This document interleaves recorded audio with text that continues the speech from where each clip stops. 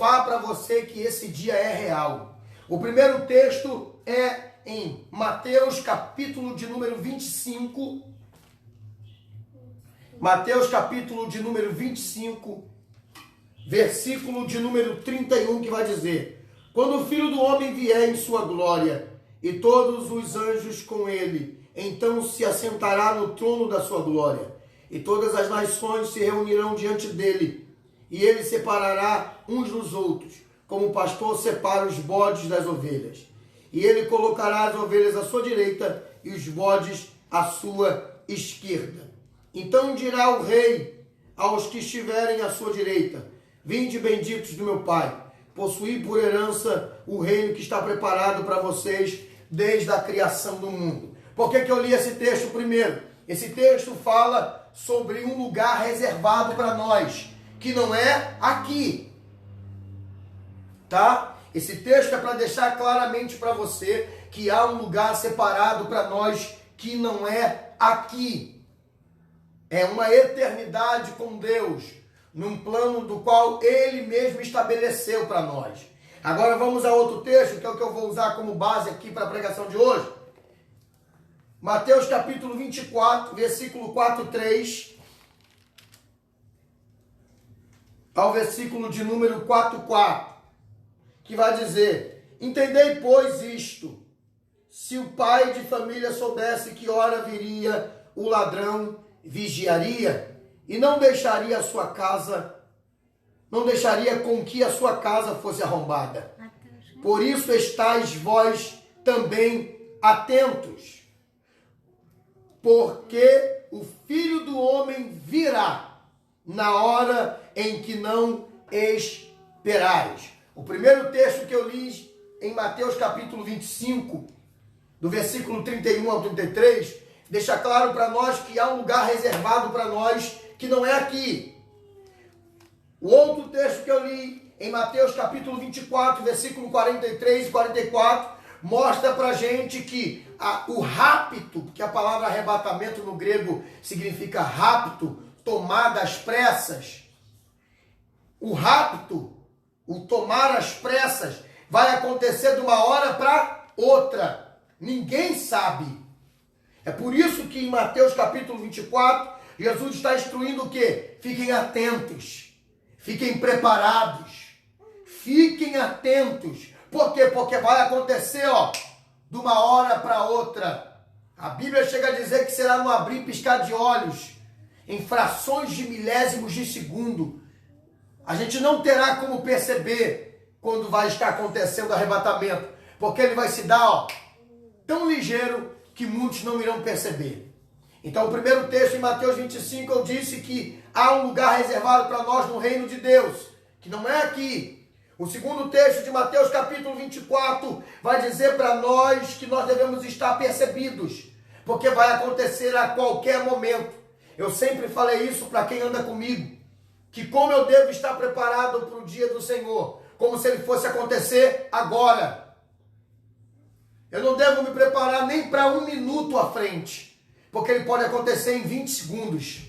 Eu posso estar falando com você aqui agora e em 4 segundos, desaparecermos e aparecermos na eternidade com o nosso Senhor. Então será algo rápido. Por isso que a palavra é arrebatamento, que, repito eu, no grego significa rapto ou retirada às pressas.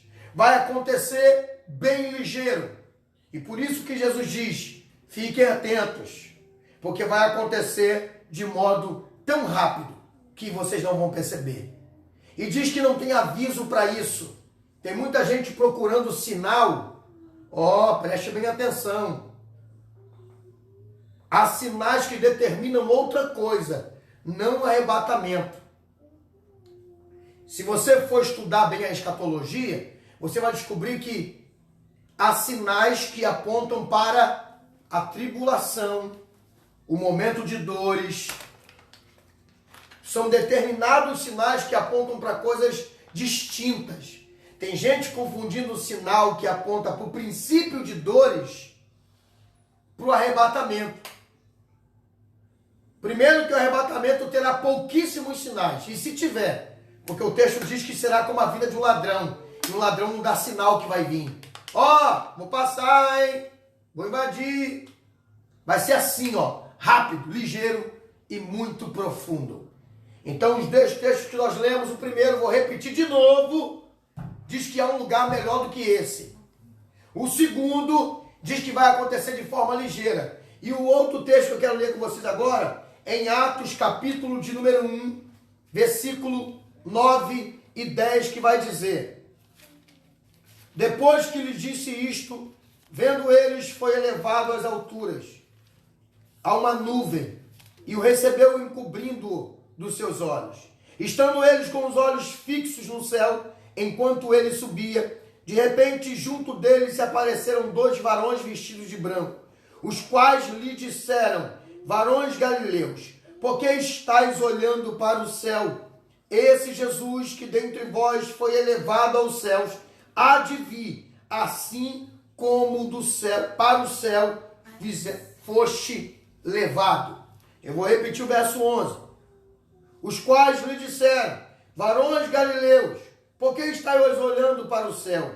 Esse Jesus que dentre vós foi elevado ao céu, há de vir, da mesma forma que viste ir para os céus. Então agora esse terceiro texto, de Atos capítulo 1, versículo 9 ao 11, vai deixar claro para nós que da mesma forma que Jesus foi elevado aos céus, ele virá também. Da mesma forma que foi assunto numa nuvem de glória, será trago a nós em outra nuvem de glória. Então a gente deve ficar sabedor de que o lugar para o qual Deus irá nos levar não é aqui. A gente deve ficar sabedor de que isso vai se dar em fração de milésimo de segundo, como um abrir e piscar de olhos. Não terá aviso, será um rapto repentino. E terceiro, a gente deve ficar atento, porque da mesma forma que ele foi, ele também virá para nos buscar. Na sua excelente glória, de forma extraordinária, se dará esse grande dia. Sabendo isso, que o arrebatamento é uma realidade, não é uma ficção gospel, não é uma pregação manipulada do meio religioso, não é um conto da carochinha para prender os crentes numa doutrina cristã ou evangélica. Sabendo de que é uma realidade e de que vai acontecer a qualquer momento, o que a Bíblia me ensina a te ensinar e o que desponta no meu coração para fazer entender também é que há atitudes da qual a gente deve tomar parte para não ficar aqui. Que o arrebatamento é uma verdade? Eu sei que é. Que o arrebatamento vai acontecer? Eu sei que vai acontecer. Que o arrebatamento será algo real e definitivo na vida de todo aquele que crê em Cristo? Eu sei que será. Então agora a minha preocupação nessa noite é: como está a minha vida? Que atitudes devo eu tomar? Que passos devo eu tomar para que quando o arrebatamento acontecer, eu faça parte desse lindo momento de Deus e a sua igreja? Amém. Que atitudes tomar? Eu separei aqui apenas 4 atitudes. Aí você deve falar: pô, pastor, mas tem mais coisa. Eu foquei em 4 atitudes que todos nós devemos tomar para quando o arrebatamento acontecer, não sejamos pegos de surpresa. Pastor, o senhor disse que será algo, repentino, de uma hora para outra. A gente não sabe nem o dia, nem a hora, nem o mês, nem o ano, nem a estação, se no inverno e no verão, se no outono ou se na primavera. Como eu devo me preparar para algo que é repentino? Não tem como, pastor, ficar pronto para algo que vai acontecer de uma hora para outra e numa hora da qual eu não tenho conhecimento. Se tratando disso, o preparar aqui não é do lado de fora. O preparar aqui é do lado de dentro, que vai resultar em atitudes do lado de fora e vai nos tornar pessoas prontas para esse grande dia. É fato que está preparado, possivelmente de uma forma investimento. Eu quero ir para o céu arrebatado de terno e gravata. Então o que eu vou fazer? Eu vou me preparar para o dia do arrebatamento, na hora exatazinha eu estar de terno e gravata. aí se torna algo praticamente impossível. Porque é bem provável que o arrebatamento aconteça e o Senhor pegue muitos crentes no banho, desnudos, ou dormindo numa cama, só com a sua roupa íntima, ou quem sabe numa praia com calção de banho, ou quem sabe num campo de futebol com a camisa do seu time e uma chuteira de futebol brincando. A gente não sabe quando vai acontecer. Para que não sejamos pregos de surpresa, existem 4 atitudes que eu vou te levar agora à compreensão delas, para que quando isso acontecer, você esteja pronto na alma e no corpo para ser assunto aos céus, a encontrar com o teu Senhor. Primeira atitude que você deve tomar para não ser pego de surpresa no grande dia do Senhor. Repito eu, já sabemos que é real, já sabemos que vai acontecer a qualquer momento, já sabemos que se dará tão rápido que é comparado ao piscar do olho humano. Como está preparado? Como, pastor Adriano, ficar pronto para esse dia? Repito, 4 atitudes. Se eu fosse você, aproveitava em casa para pegar papel e caneta, para anotar aí 4 atitudes que vão te deixar pronto para o dia do arrebatamento. Embora você não saiba a hora, embora você não saiba o dia da semana, embora você não saiba em que mês se dará, embora você não saiba em que ano se dará, embora você não saiba em que estação acontecerá, mas eu tenho 4 atitudes aqui, crente, que vai te deixar pronto para o grande dia do Senhor. Primeira atitude, vamos a ela. Abra a sua Bíblia na segunda carta de Pedro, capítulo de número 3, versículo de número 14. Pedro 3. Isso. Segunda carta, ou melhor, segunda não, gente, primeira, desculpa. Primeira de Pedro, capítulo 3, verso 14. Isso. Primeira. Se padeceres por amor da justiça. Não, nessa não, é segunda mesmo, foi mal. Que tá pertinho aqui. Segunda carta de Pedro, no capítulo 3, que na minha Bíblia tem como epígrafe, o dia do Senhor.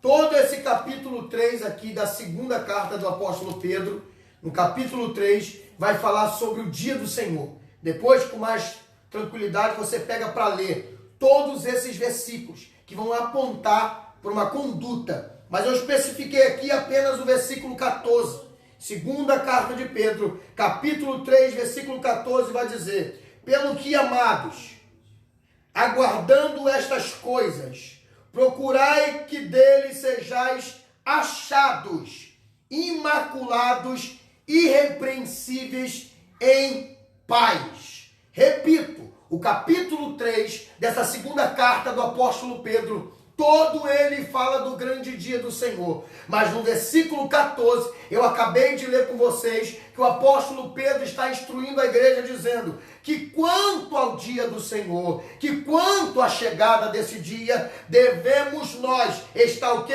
Pelo que, amados, aguardando estas coisas. Que coisas o apóstolo Pedro está falando? O dia do Senhor. Procurai que dele sejais. Dele quem? Procurai que quando o Senhor vier te encontre. De que forma? Que sejamos achados imaculados, irrepreensíveis e em paz. Então a primeira atitude que eu devo tomar para estar pronto para o encontro com Cristo é abandonar o pecado. É isso que esse texto aqui da segunda carta do apóstolo Pedro, no capítulo 3, o verso 14, está dizendo. Que a gente deve se cuidar. Para quê? Para que quando Jesus vier, me ache, te ache, nos ache, primeiro, imaculados.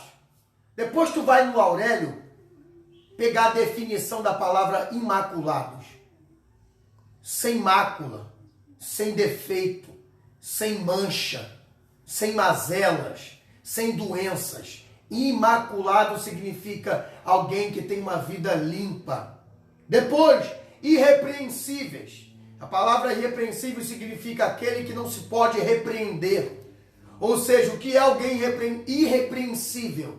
É alguém que você não tem do que chamar atenção a ele.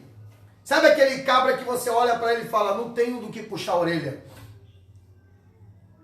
E o apóstolo Pedro está dizendo que, irmãos amados, cuidem da sua vida, para que no dia que o Senhor vier, Ele te encontre dessa forma, imaculado, sem mancha, sem mácula, irrepreensível, ou seja, alguém do qual a gente não tem do que chamar atenção. E terceiro, em paz. É essa a recomendação do apóstolo para nós. É essa a recomendação da Bíblia para nós. Primeira atitude, pastor, que eu devo tomar para não ser pego de surpresa no dia do Senhor: me livrar do pecado.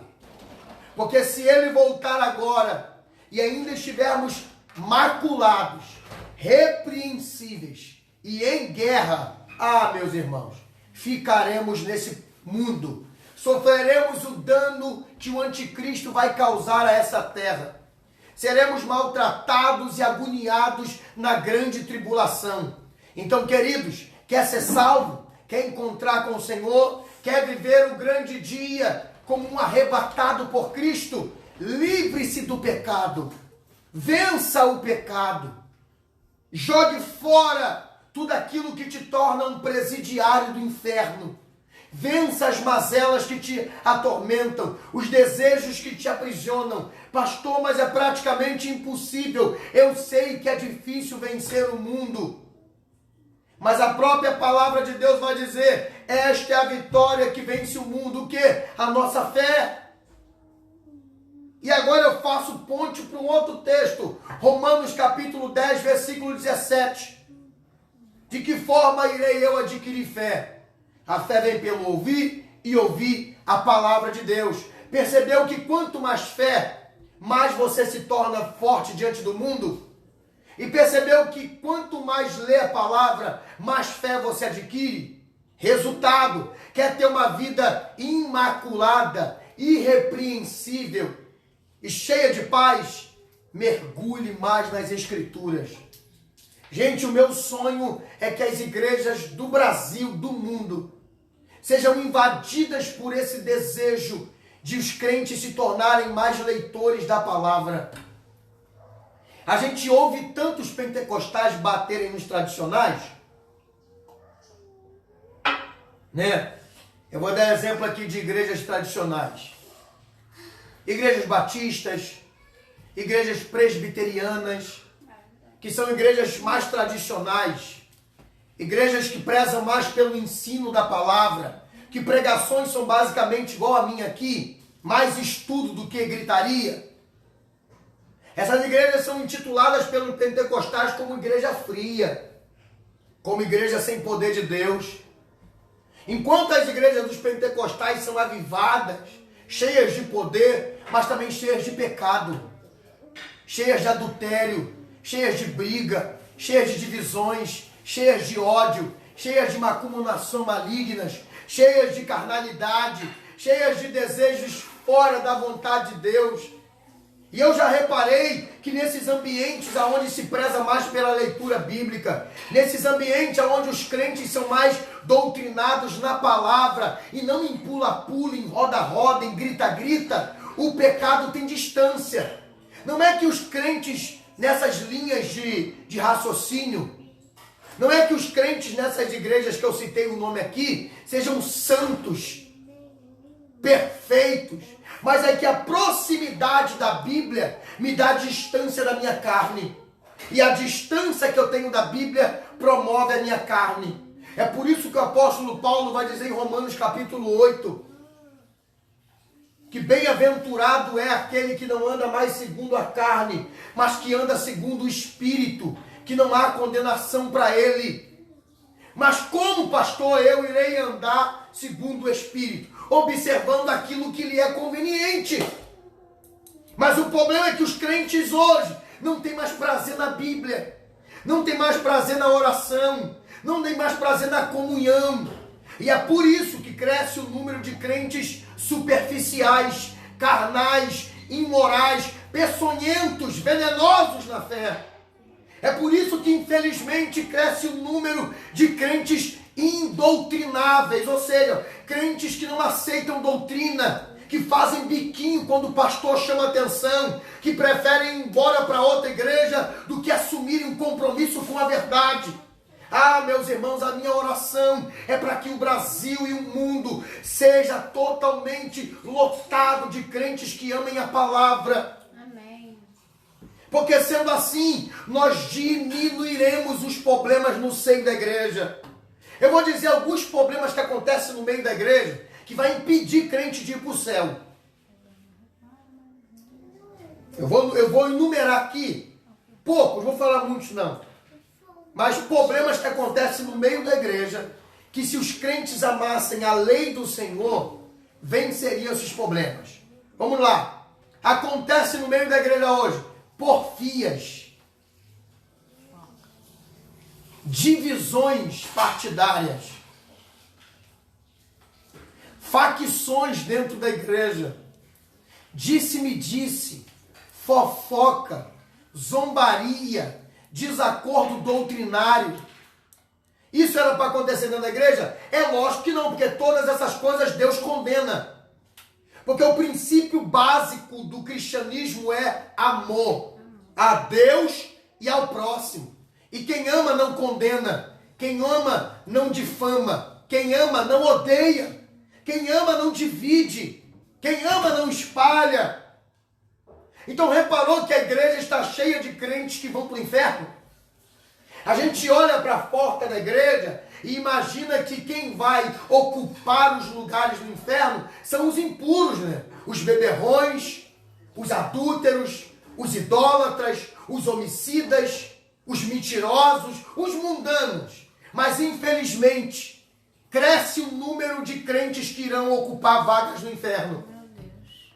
Por quê? Porque estão se afastando da doutrina bíblica e por isso estão se embrenhando de coisas que deveriam estar libertas há muito tempo. Tem crentes com 20 anos na igreja tomando atitudes de leitinho, de crentes que estão começando agora. E pelo contrário, tem crente que está começando agora, que muito mais ama os seus irmãos do que crentes que já estão lá há muito tempo. Aleluia. Eu tenho um abençoado que está na nossa igreja, que é fascinante o amor que ele tem pela casa de Deus, em todas as esferas, tanto na esfera física, como na esfera espiritual, e o amor pelos irmãos. Ele provavelmente está aí agora aí. Essa semana eu vi ele fazer uma live, rapidinha dele, pregando uma palavra de incentivo, dizendo para as pessoas ficarem firmes, para as pessoas não desanimarem. É por isso que a gente cresce o número de pessoas que precisam voltar ao primeiro amor. Porque o quanto mais se distanciam da palavra, mais se distanciam desse grande amor. Mas graças a Deus eu também tenho membros aqui que estão há 40 anos na fé e continuam tão incendiados, tão amáveis, tão humildes, tão fervorosos como no dia que aceitaram a fé. Gente, mas por que hoje eu estou enfatizando isso? É porque eu não quero que assuntos como esse aqui te prive da graça de Deus. O pecado é algo que gruda. E se a gente não fizer uma limpeza diária, seremos contaminados por ele sem perceber. Porque a gente dá mais atenção a pecados escrupulosos. Em que sentido? A gente dá mais atenção para pecados como adultério, assassinatos, roubo, soco na cara. E a gente esquece que há pecados tão repugnantes como esses, que não são tão distintos, ou descritos, melhor dizendo. E por isso os crentes não tomam cuidado. A Bíblia chega a dizer que se eu posso fazer o bem e não faço, eu já peco. A gente dá muita atenção àquele que caiu em pecado na igreja, em um ato ilícito sexual, mas não presta atenção que a nossa língua pode nos levar para o mesmo buraco que aquele foi, que a nossa falta de perdão pode nos levar para o mesmo buraco que aquele foi, que o nosso rancor pelo outro pode nos levar ao mesmo buraco que aquele foi. E como a gente não se deixa tratar, porque acha que está certo, acha que está com a razão, porque aquele que cai em adultério, que cai num roubo, que cai num assassinato, ele sente o dano do pecado e se aproxima da redenção. Agora, infelizmente, aquele que cai em pecados como esse que eu disse, de disse-me-disse, de contenda, divisão, partidarismo, ele acha que está com a razão. Ah, eu falo porque eu sou o certo, eu falo porque eu tenho direito, eu falo porque eu estou no meu lugar, eu falo porque eu faço a minha parte. Aí ele se acha o certo. Por isso não procura redenção. E se não encontra redenção, não se arrepende. Se não se arrepende, não é liberado do pecado. E se não é liberado, ficará no dia do Senhor. É por isso que eu estou dando sempre atenção a assuntos como esse. Porque o meu maior papel como pastor não é te fazer vitorioso aqui na terra. Não é te fazer ser o cara que era pobre e virou rico. Não é te fazer o cara que era doente e foi curado. A minha maior missão aqui na terra, embora isso faça parte, a minha maior missão aqui na terra é te tirar desse mundo mesmo ainda estando nele. Pegou a palavra? A minha maior missão aqui é arrancar o mundo diante de você e mesmo andando aqui na terra ainda, semear o céu na sua alma, a ponto de você sentir saudade das mansões celestiais sem nunca ter passado por lá. A ponto de você acordar o dia pela manhã embrenhado na oração, embrenhado na leitura bíblica, embrenhado na santidade. Preste bem atenção, porque Deus quer te alertar. Se o pecado é algo comum para você, é porque você já está tão distante de Deus. Porque, como disse a Fabiola antes de mim aqui, o céu não converge com as trevas. Não há intimidade entre Deus e o pecado. Não há. Assim como o Rio Negro não se mistura com Solimões, assim é Deus e o pecado. Não há conjunção, não há emenda, não há aliança. E a única coisa que pode nos deixar do lado de fora é o pecado. Então, diante dessa mensagem de hoje, diante desse primeiro tópico, eu te peço, querido ouvinte, para que você retrate a sua vida diante do Senhor e faça isso diariamente. Eu não estou dizendo aqui que você é um miserável, desgraçado, porque eu me enquadro em tudo que estou dizendo aqui. Ai de mim, se não viesse a presença do Eterno, rogar todos os dias misericórdia e perdão pelos meus deslizes no falar, pelos meus deslizes no pensar, pelas minhas atitudes voluntárias e involuntárias, que não deixam de ser taxadas como erro diante do Eterno. A noite de hoje é uma noite onde o Senhor vem dar mais um ponto nesse nosso vestido espiritual. Porque, como disse a vocês, nós estamos sendo preparados para o matrimônio eterno. Nós somos a noiva do Cordeiro e o Espírito de Deus está nos ataviando a cada dia que passa. Eu determino a noite de hoje como a noite que eu e você estamos na presença do Espírito. E Ele está melhorando o nosso vestido espiritual. Amém. Ele está retocando a nossa maquiagem espiritual. Ele está preparando o nosso cabelo espiritual para nos encontrarmos com o noivo. Porque não deve haver nenhuma falha nessa noiva. O noivo merece a melhor noiva possível. Se tratando disso, deixa eu usar aqui algo importante para você que está em casa e os que estão aqui entender. Você aí que é mãe.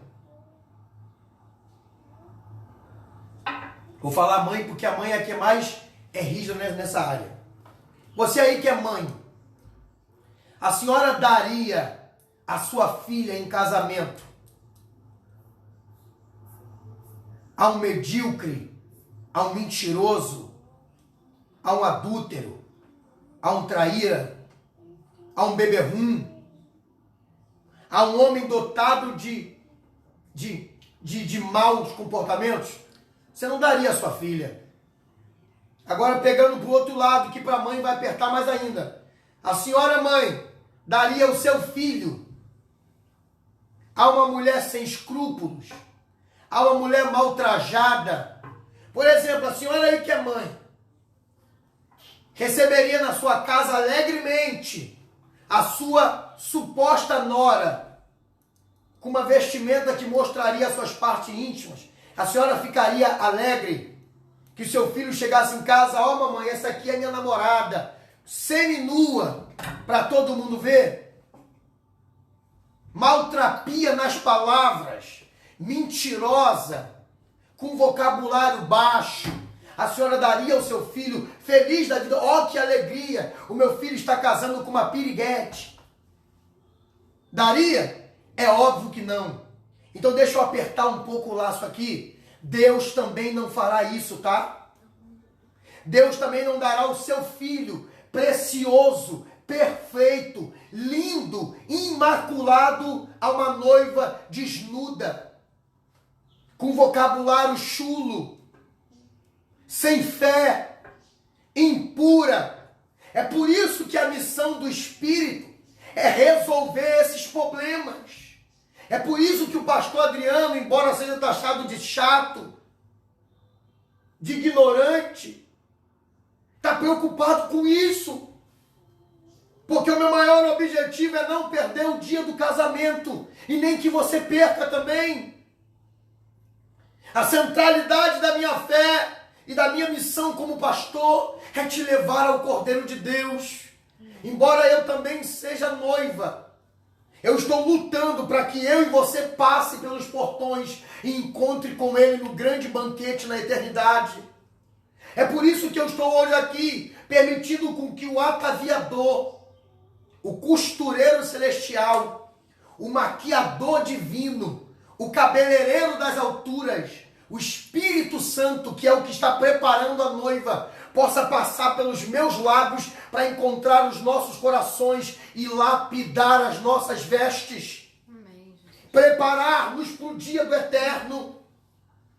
Porque, querido irmão, o pecado nos deixará do lado de fora. E nessa noite eu não estou pregando para aqueles que estão aí lutando, galgando melhores lugares na fé. Essa noite eu estou pregando para aquele que já fez aliança com o seu pecado, que Deus já vem chamando a atenção a ele há muito e ainda não tomou uma postura de mudança. É noite de rever os conceitos da tua fé e entender que ficar aqui na igreja, aqui embaixo, não é o suficiente. Você precisa ser igreja aqui embaixo para um dia ser igreja lá em cima. Verdade. Não basta frequentar apenas a igreja, ser um dizimista, um ofertante, ter uma carteira de membro, porque isso não vai te fazer entrar na eternidade. O que vai te fazer romper os céus e encontrar-se com Jesus é uma vida imaculada e irrepreensível. Amém. Então, a primeira atitude que nós devemos tomar para nos encontrar com o Senhor nos ares é abandonar o pecado. Segunda atitude, abra sua Bíblia em 1 Tessalonicenses, primeira carta do apóstolo Paulo à igreja de Tessalônica, capítulo de número 5, versículo de número 8. Olha o que o apóstolo Paulo fala à igreja de Tessalônica na sua primeira carta, no seu capítulo 5, no seu versículo 8. Esse capítulo 5 fala sobre a necessidade da vigilância. O apóstolo Paulo está falando aqui sobre a vinda de Jesus a esses irmãos. Então é por isso que eu escolhi esse texto também, porque estamos tratando de assunto como ele tratou. Capítulo 5, verso 8 vai dizer: nós, porém, que somos do dia, sejamos sóbrios, revestidos da couraça da fé, do amor, e tendo o capacete da esperança da salvação. Primeira atitude para encontrar com Jesus nos ares: vencer o pecado. Segunda atitude, guardar a firme e preciosa esperança para esse dia. Por que eu quero falar sobre a esperança como segunda atitude para estar preparado para o dia do Senhor? Porque é algo que muitos crentes já perderam. É por isso que o corinho da harpa, que me fugiu o número agora, vai dizer em suas estrofes: nossa esperança é sua vinda, o Rei dos Reis vem nos buscar. Nós aguardamos Jesus ainda, até a luz da manhã raiar. Nossa esperança é sua vinda, o Rei dos Reis vem nos buscar. Nós aguardamos Jesus ainda, até a luz da manhã raiar. por que a palavra que eu quero usar agora é esperança? Porque é ela que vai te manter firme para cumprir a primeira atitude, que é lutar contra o pecado. A esperança e a certeza de que ele vem nos mantém de pé diante da luta contra o pecado. Porque, por exemplo, se a gente perder a esperança da vinda do Senhor, a gente relaxa. E se a gente relaxar, a gente não lê mais tanto quanto lia antes. A gente não ora mais como lia antes. A gente não congrega mais como congregava antes. A gente não se apercebe ao culto como se apercebia antes. A gente fica meio frio, meio gelado, porque não tem mais a tão profunda e fervorosa esperança que nos mantém ali, fixo, com o olhar nos céus e os pés cravados na fé. Por isso que a esperança é algo importante para se manter. Por isso que o apóstolo Paulo diz aqui, nós, porém, que somos do dia, sejamos sóbrios, revestidos da couraça da fé e do amor, tendo o capacete da esperança. É profundo o que o apóstolo Paulo fala aqui, nesse verso 8 de 1 Tessalonicenses 5. Ele está dizendo capacete da esperança. Ele está dizendo que a sua cabeça seja tomada, que o seu raciocínio, que o seu pensar, que a sua mente seja guiada pela esperança do quê? Da salvação. O apóstolo Paulo está dizendo, sabe o que eu quero que vocês tenham, ó irmãos de Tessalônica? Que a mente de vocês esteja totalmente focada na salvação. Eu vou repetir de novo, porque esta é a palavra.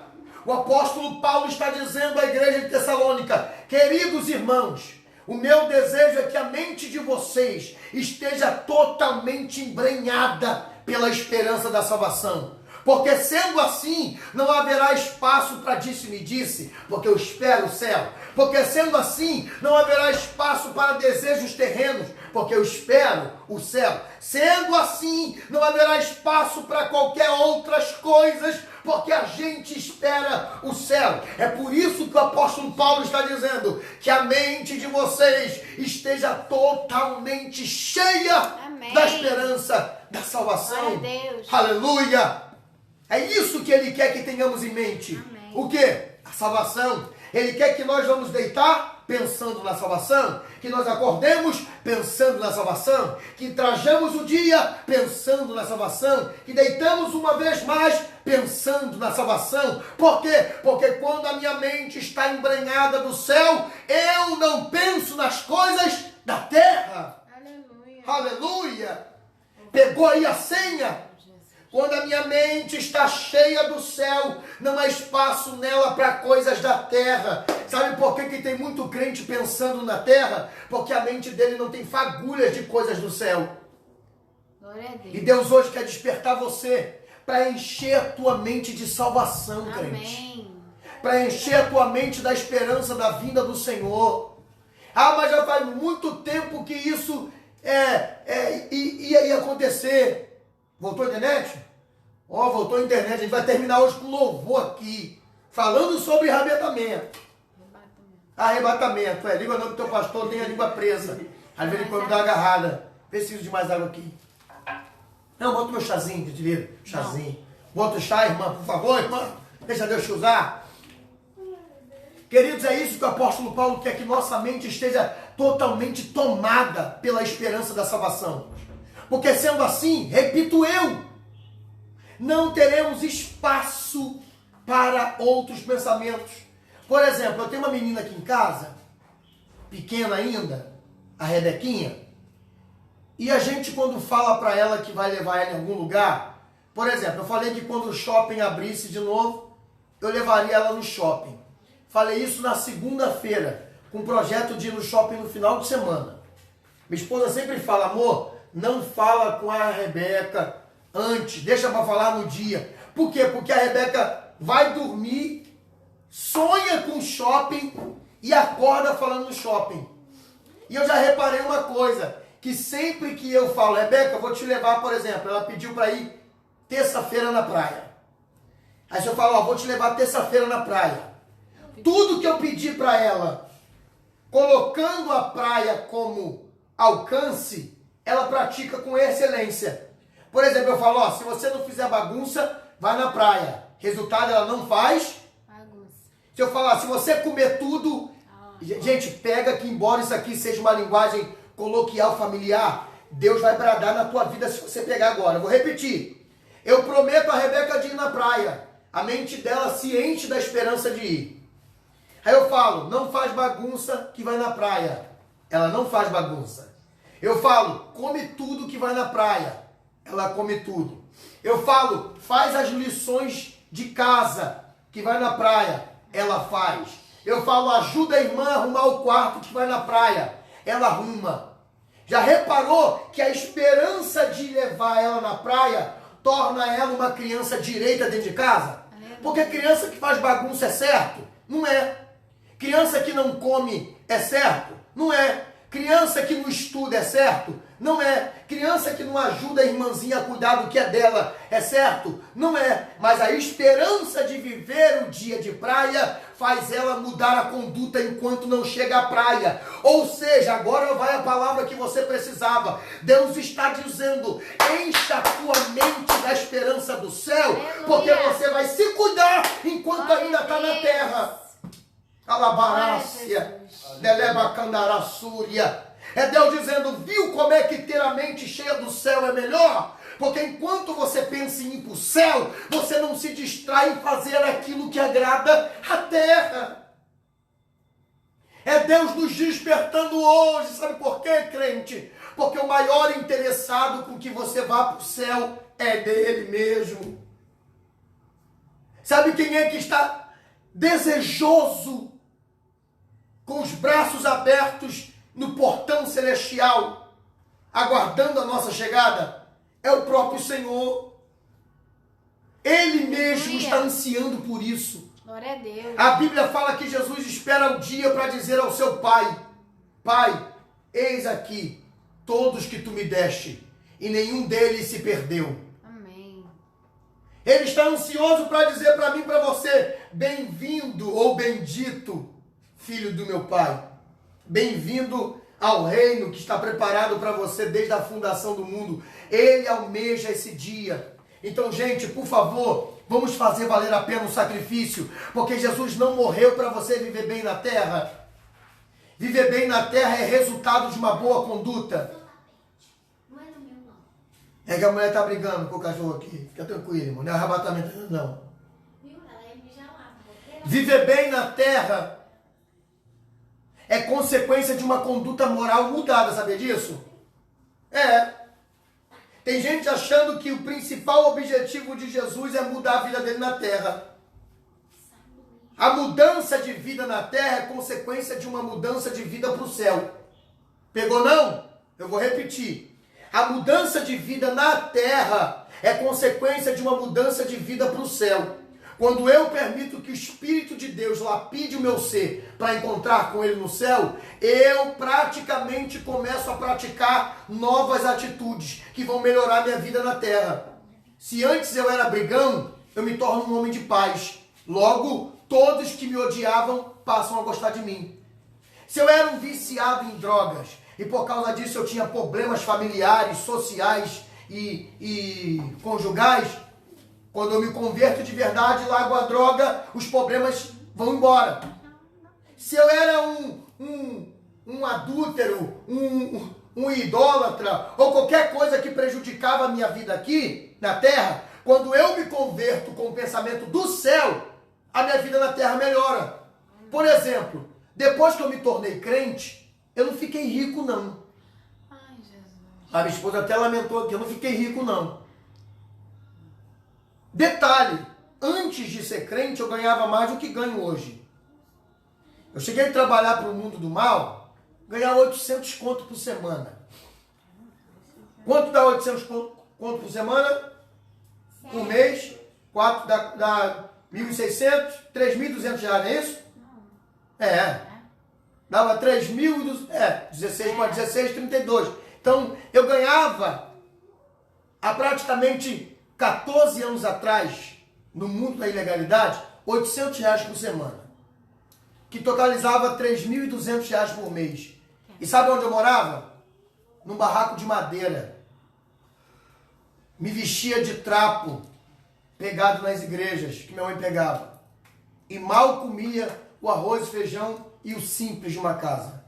E como hoje que eu ganho 2.200, ou seja, R$ 1.000 a menos, R$ 1.000 a menos, porque com a inflação, hoje eu estaria ganhando aí o quê? Uns 8, 9 mil, se fosse no mesmo salário de antigamente, no mundo do mal. Por quê? Que hoje, que eu ganho menos, eu tenho mais coisas do que eu tinha outrora. É porque a minha consciência foi mudada. Eu ganhava R$ 800, mas cheirava.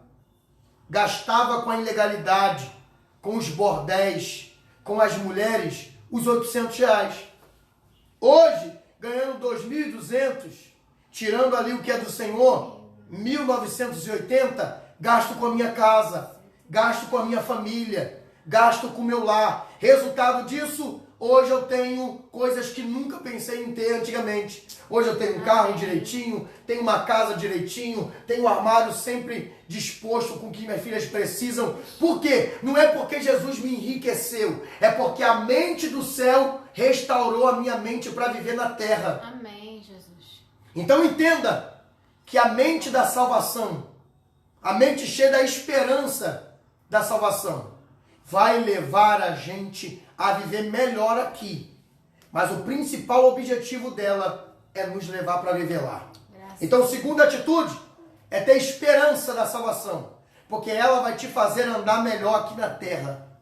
Lembrou aqui do simbolismo que eu usei aqui com a Rebeca?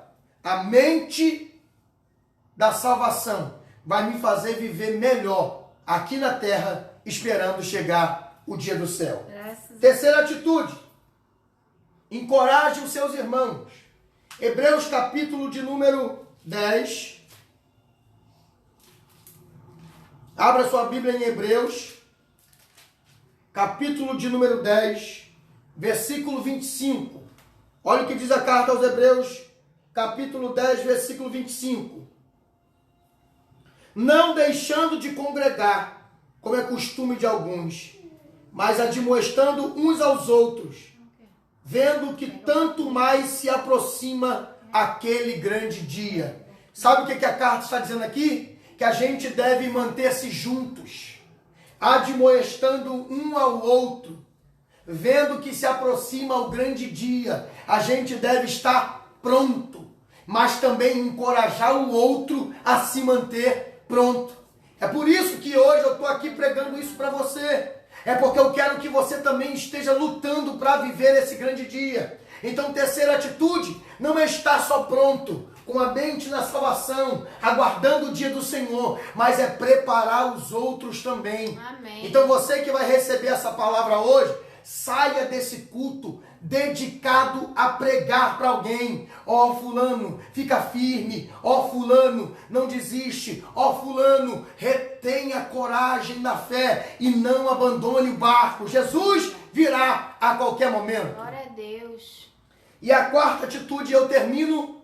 Abra a sua Bíblia no primeiro livro de Crônicas, ou melhor, 1 Coríntios, capítulo de número 15, versículo de número 58. Opa, conheço esse. 1 Coríntios, capítulo de número 15, versículo 58, que vai dizer: portanto, meus amados irmãos, sede firmes e constantes, sempre abundantes na obra do Senhor, sabendo que no Senhor o vosso trabalho não será vão. Sabe o que o apóstolo Paulo está dizendo aqui aos Coríntios? Fiquem firmes. Glória a Deus. Isso, aleluia. Fiquem firmes. Por quê? Porque não será vão essa empreitada. Eu creio, Jesus. Não será à toa que você vai lutar contra os seus desejos. Amém. Não será à toa que a mão do Senhor irá te fortalecer. É para um dia se encontrar com Ele. Não será vão. Fique firme. Por que ficar firme, pastor? Porque você acha que o diabo vai esmorecer? Qual é Não a vai. quarta? A quarta fica firme? Isso, a quarta é ficar firme. Porque o diabo não vai esmorecer. O diabo vai fazer de tudo para que você desista. Sabia disso? O diabo, depois de hoje então, que você aprendeu que deve abandonar o pecado, ter esperança da salvação, que você aprendeu que deve encorajar aquele que ainda está meio barro, meio tijolo, e que você tem que ficar firme, você acha que o diabo vai ficar satisfeito com tudo que você aprendeu aqui? É ruim. Ele vai preparar banquetes e banquetes para te atrair. E se você não aceitar a proposta, sabe o que ele vai fazer? Ele vai te perseguir, te afrontar, para que pelo meio da opressão você abandone também a fé. É por isso que a palavra que eu termino dizendo é: fiquem firmes. E pastor, como eu vou ficar firme? O senhor pode melhorar? Posso. Efésios capítulo de número 6, a partir do seu versículo 10, o apóstolo Paulo vai dizer à igreja de Éfeso que se revistam do poder de Deus e da sua armadura. Para quê? Para que possais estar firmes, resistente quando chegar o dia mau. E que dia mau é esse? É o dia que o diabo tentar desvirtuar a tua fé. É o dia que o diabo tentar paralisar a tua caminhada. É o dia que o inimigo tentar ofuscar o seu desejo de ir morar com Deus. Se revista. Pastor, onde eu posso saber um pouco mais sobre isso? Abra sua Bíblia lá, em Efésios capítulo de número 6. E veja ali os detalhes dessa armadura que te levarão a um fortificamento, a um alicerçar de balizar a sua fé. Você quer ser um crente mais ativo, mais vigoroso? Examine essa carta do apóstolo Paulo à igreja de Éfeso. No capítulo 6, versículo 10 em diante. Ali você vai aprender como se revestir de Deus. Não é se revestir de qualquer outra coisa. Pelo amor de Deus, dê uma freada nos seus afazeres. Dê uma freada nas suas distrações. Um amigo meu estava comentando sobre grandes empresas e ele falou para mim que a Netflix está mais valiosa do que a Disney. Ele puxou um censo empresarial e a Netflix está com mais valor do que a Disney. E olha que a Disney não tem só parques temáticos espalhados pelo mundo. E é uma das maiores produtoras televisivas de filmes. Ele falou que a Netflix está mais cara do que a Disney. Por quê? Porque aumentou o número de usuários. Esse tempo de pandemia fez triplicar o número de acessos à Netflix. E eles têm um sistema que consegue identificar por país e por cidade, aonde aumentou o número de usuários. E ele notou que em países onde a reclusão foi mais dura, aonde o isolamento foi mais afiado, dobrou o número de acessos. Por quê? Porque a pessoa tem o prazer no entretenimento. Já aconteceu comigo, a minha esposa aqui em casa. A gente um dia começou vendo uma série de manhã e rompemos à noite vendo a mesma série. Enquanto não acabou as 3 temporadas, a gente ficou lá. Depois que acabou, que a gente viu, foi triste o final, caramba. Reparou, filha, que a gente ficou o dia inteiro na frente dessa televisão? Almoçava, parava, comia, ia no banheiro fazer necessidades fisiológicas, voltava, tomava um banho, voltava. Gente, é incrível como que o entretenimento prendeu a nossa atenção. Então deixa eu te dar uma recomendação. Não se abstenha da Netflix, não é isso. Daqui a pouco mesmo, quando o culto acabar, eu vou ver um filmezinho aqui, vou me distrair um pouco. Não se abstenha, mas regule o seu tempo. Amém. E coloque na sua agenda diária um tempo para orar, um tempo para ler a palavra, um tempo para ouvir um louvor, um tempo para escutar uma pregação, porque isso é revestir-se do poder de Deus. Amém. Isso é se revestir da armadura.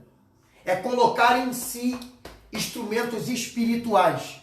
Porque deixa eu te dizer uma coisa, o diabo, ele está atento a todos os sinais que apontam o final dos dias na terra. E ele tem lutado a cada dia mais, com mais afinco. É por isso que a Bíblia vai dizer que os filhos da treva são mais prudentes do que os filhos da luz. Porque enquanto tem crente relaxando na fé, o diabo está preparando-se ainda mais. É por isso que eu disse a vocês, tem aumentado o mercado do entretenimento para facilitar a perca de atenção. Então, querido, a recomendação do Senhor hoje para nós é: se revista, se prepare, para que possais estar firmes. Amém. Contra as astutas ciladas do diabo, resistindo aos dardos inflamados do maligno. Tudo isso só será possível com a armadura espiritual. Então que Deus abençoe você, que Deus abençoe a sua casa, que Deus abençoe a sua família.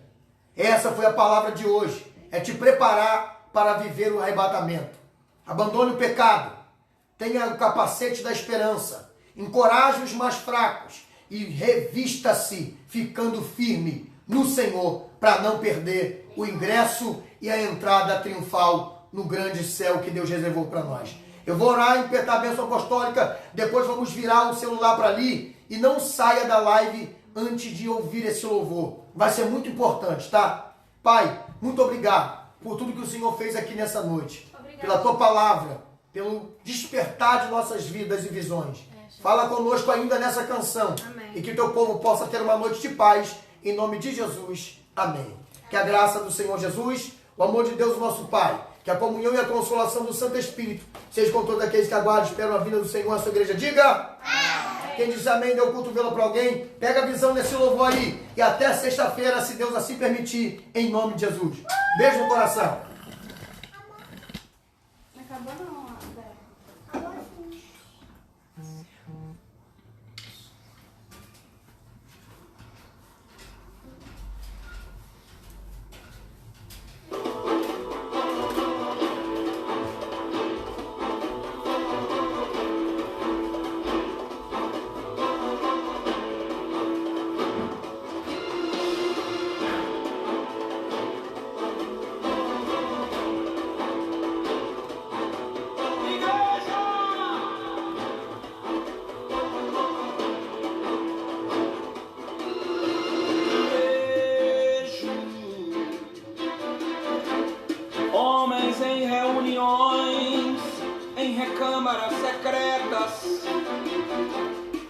discutindo leis ainda encobertas,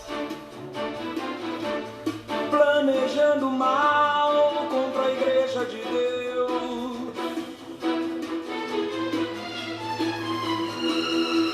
Vejo o pecado se espalhando nas cidades em rápido tempo.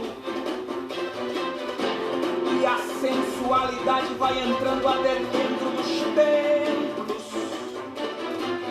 E muita gente pensando que tá vivo, mas já morreu. Vejo homens brigando por poder dentro da igreja, esquecendo que Jesus falou que a nossa peleja é contra as hostes infernais da maldade.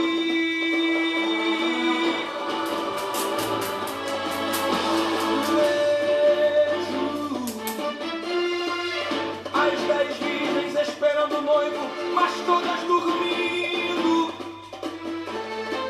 Enquanto isso a sede das loucas está sumindo. Mas Deus me trouxe aqui para acordar toda esta cidade.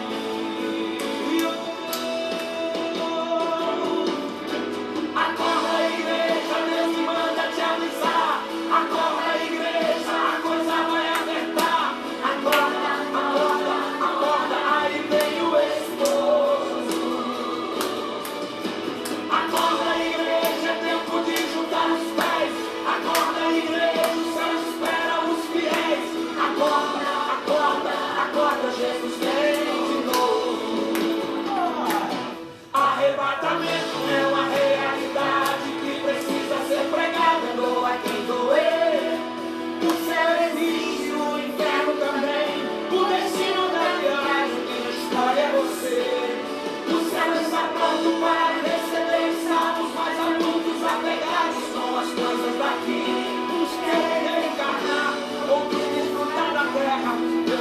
negócio pra subir. Subir. Esse é o alvo da igreja. Eu não quero amizade com quem quer ficar aqui. Subir.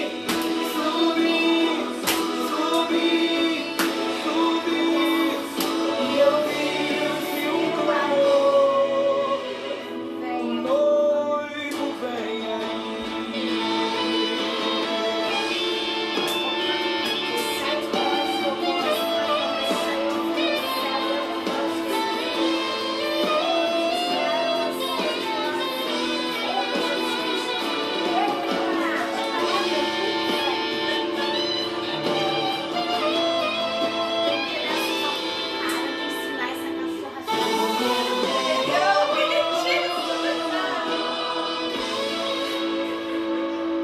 Arrebatamento é uma realidade que precisa voltar a ser pregada em algumas igrejas.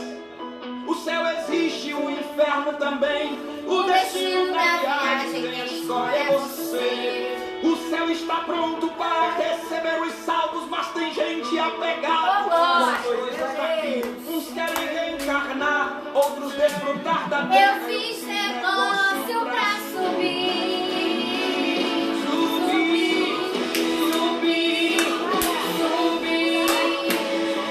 Esse é o alvo da igreja. Eu não quero conversa com quem quer ficar aqui.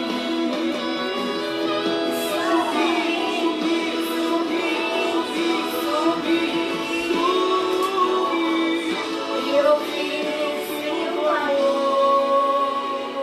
O noivo vem aí. Eu espero ouvir Jesus a me chamar.